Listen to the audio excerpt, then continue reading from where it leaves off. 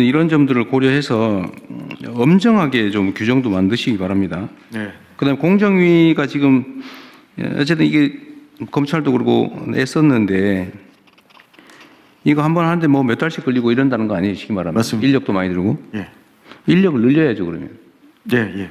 인력을 늘려서 대대적으로 단속을 수사를 하고 처분을 제대로 하고 이러면 이제 줄어들 테고 그러면 사실 그때는 인력을 좀 줄여도 되죠. 예. 지금 온 세상이 이 위반 투성이라 예. 그 걷어내려면 초기에는 에너지도 비용도 인력도 많이 들거든요. 예. 그래서 제가 많이 뽑으라고 하잖아요. 예, 맞습니다. 일단 인력도 늘리시고요. 법 개정하는 것도 빨리 해주시고 시행령 빨리 준비하고 동시에 처분 기준도 만드시고 부패재산 몰수 조항이 이게 정상 가격과 담합 가격의 차이를 계산하기 어려워서 법원에 몰수 판결을 안 해준다 그 말이죠? 예, 하급심에서 2차례 정도 인정되지 않았던 사례들이 있습니다. 그래서 이거를 몰수 규정에 대해서 일종의 간주 추정 규정을 만들면 되잖아요.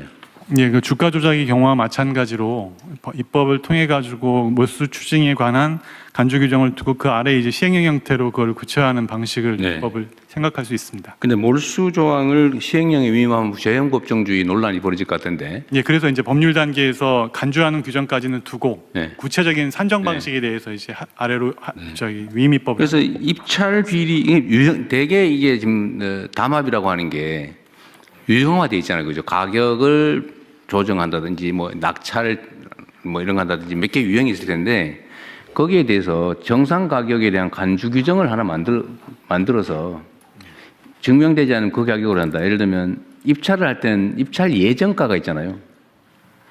예를 들어 입찰 주체가 추정 가격이 있잖아요, 지금.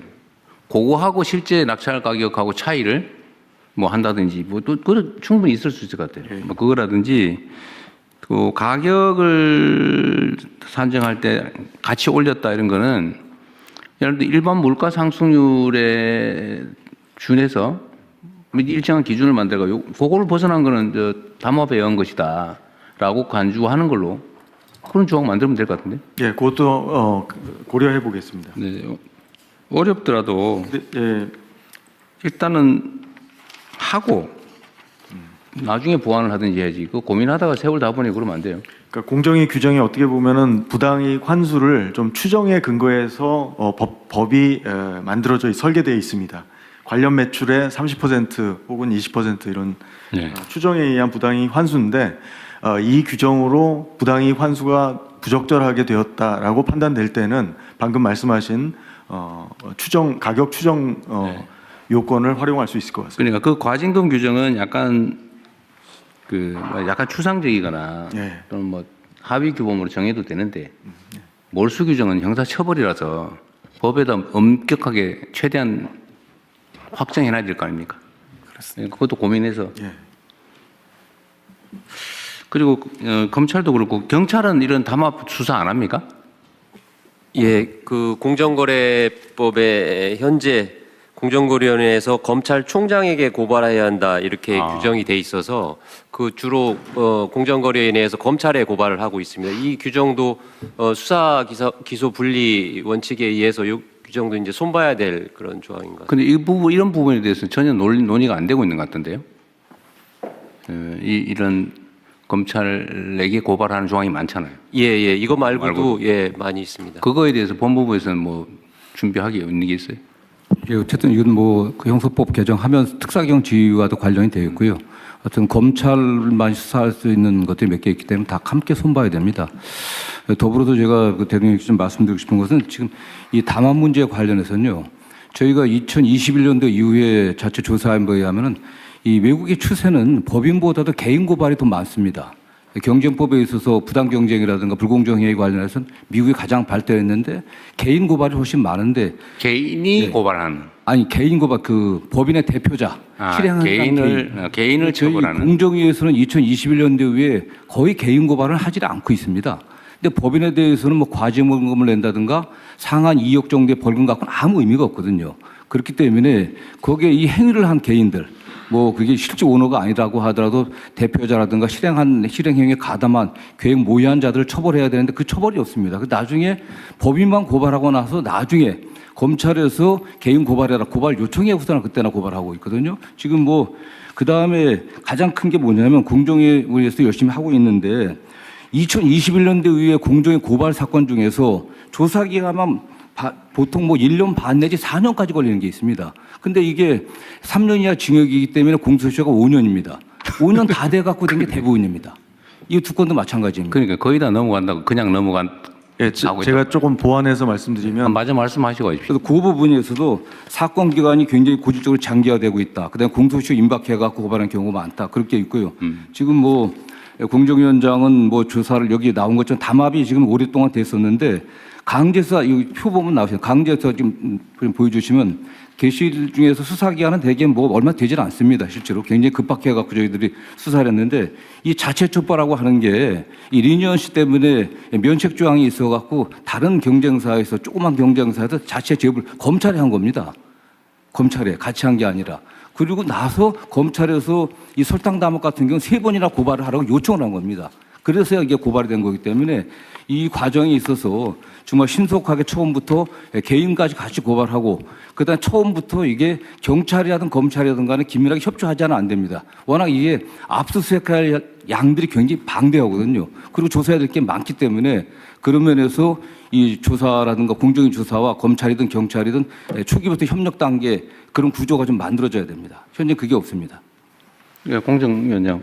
예, 뭐 지금 검찰에서 적극적으로 개인 고발을 하게 된 것에 대해서 저는 뭐 잘했다고 판단하고요. 그리고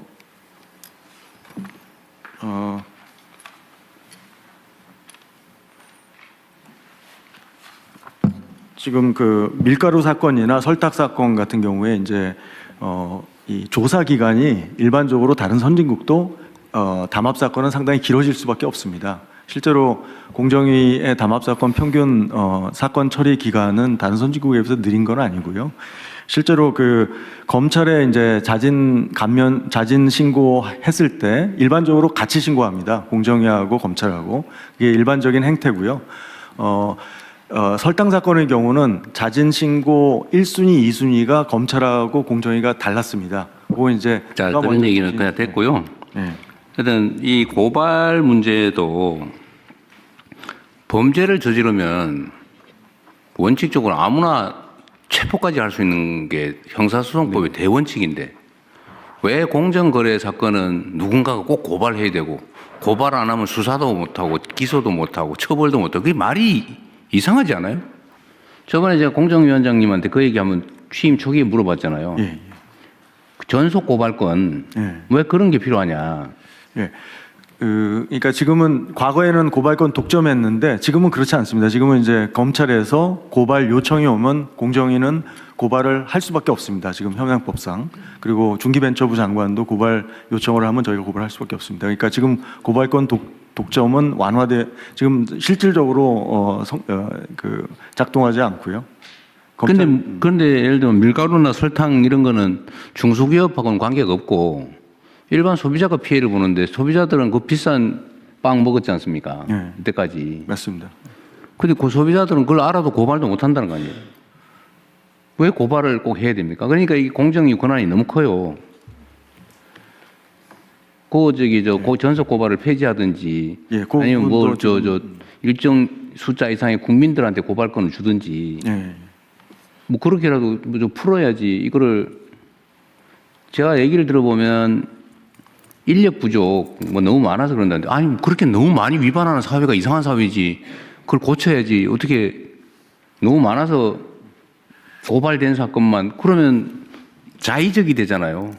다 위반하는데 이 중에 미운 사람 뭐 특별히 이유 있는 사람 거기만 고발해서 처벌하고 나머지는 해당도 그게 말이 됩니까 그게?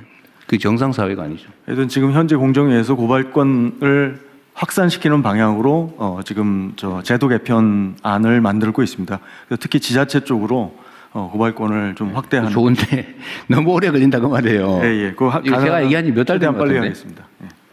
어쨌든 그것도 좀 챙겨 보시고요. 예. 이게 이 부분만이 아니고 이게 이런 게 너무 많아요.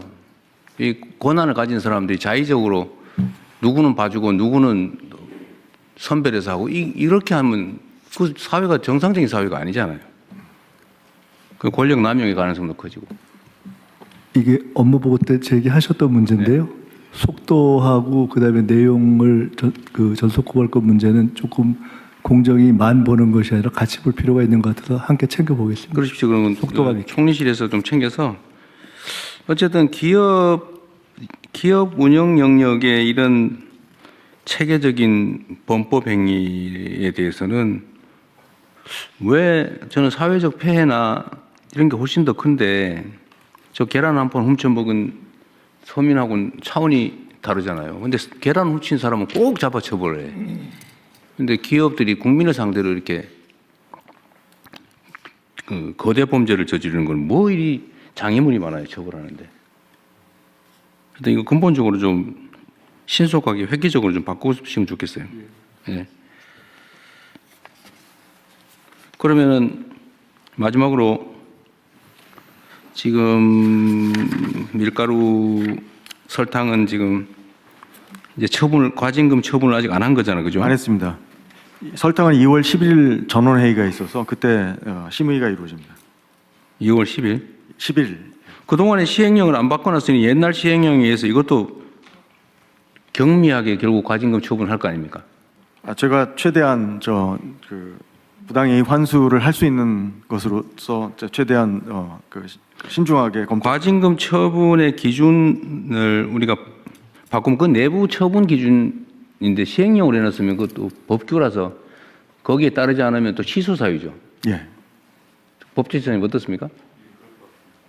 그러죠. 예. 그래 빨리 고쳤어야지. 근데 만약에 처분 기준을 바꾸면 바꾸기 전에 벌어진 일도 바뀐 시행령 규칙에 의해서 처분을 할 수 있는 거죠, 이론적으로? 실제로 법원에 소송으로 가게 되면은 그거는 그 행위 소급해서 당시 불이익을 규정으로 해요? 준 걸로 봐서 효력을 인정 안 하려고 할 것 같습니다. 행위 당시 기준으로 한다고. 예. 차관이 이건 뭐 어쨌든 방법을 좀 찾아서 최대한 신속하게 하십시다. 예, 최대한 엄중하게 네. 저 경종을 울리는 그런 결과를 내도록 노력하겠습니다. 진짜 경종 울려가지고 종 울리면 놀래야지. 이거 안 놀래 이게. 저 굉장히 심각하게 보고 있습니다. 이 사건에 대해서. 종소리를 놀래야 경종이지. 네. 네. 예. 다른 의견 없으시면 진행된 논의 반영해서 저희들이 진행하겠습니다. 접수하겠습니다.